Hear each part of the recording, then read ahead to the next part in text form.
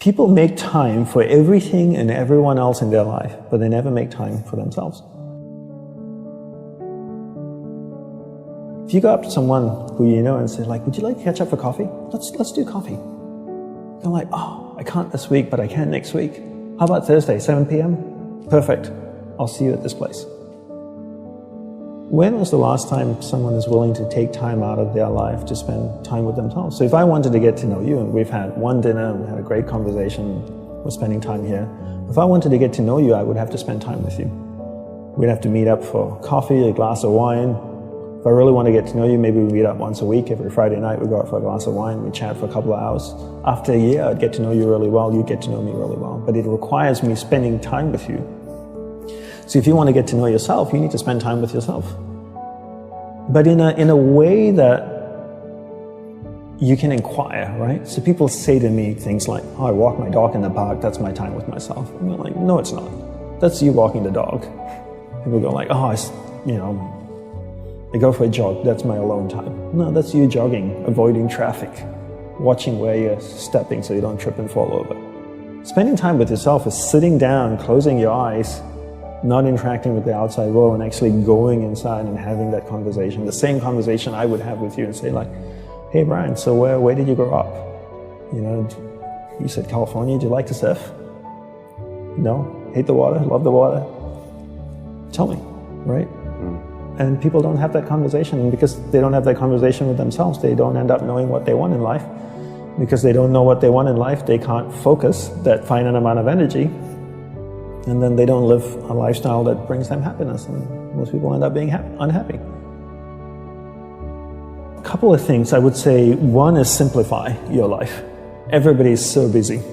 Everybody's got a lot of things to do. We don't actually have a lot of things to do. Right. We like being distracted because then we don't have to think about ourselves. And we don't have priorities in life. Most people don't have clear priorities in life.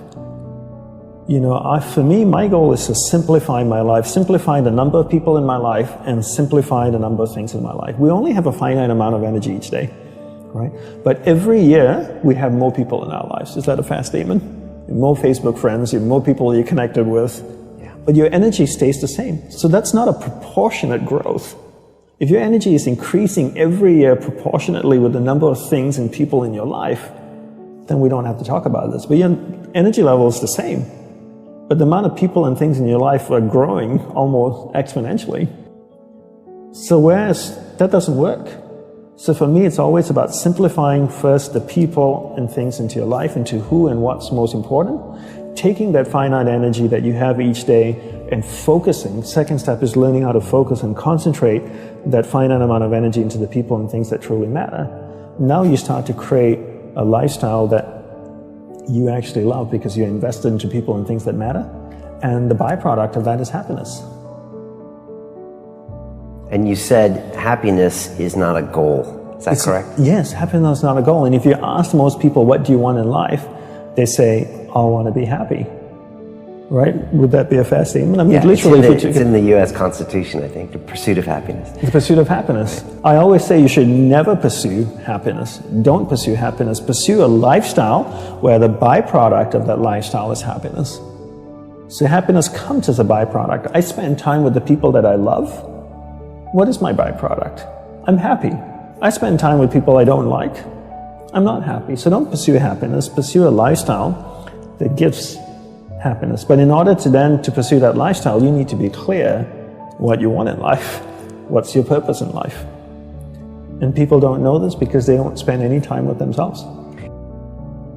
People think that the more you meditate, the better it is. So 20 minutes of meditation is not as great as 3 hours of meditation. And it's actually not how we work. For us, we believe in quality as opposed to quantity.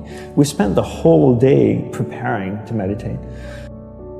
What comes before meditation? Concentration. Concentration comes before meditation. So you need to learn how to concentrate in order to meditate. And we believe that you can't meditate if you can't concentrate. So we spend the whole day focusing on concentration. So when I spoke with someone in the monastery, I spoke with another monk, I gave them my undivided attention. When I worked on my laptop, I focused on working on my laptop. When I swept the sidewalk, I focused on sweeping the sidewalk.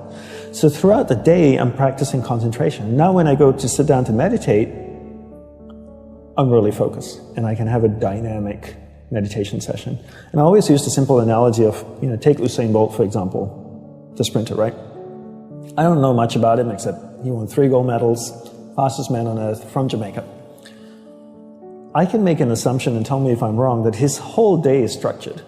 That he eats the right kinds of food and drinks the right amount of water. He goes to the gym. If you look at the boy, he's ripped, right?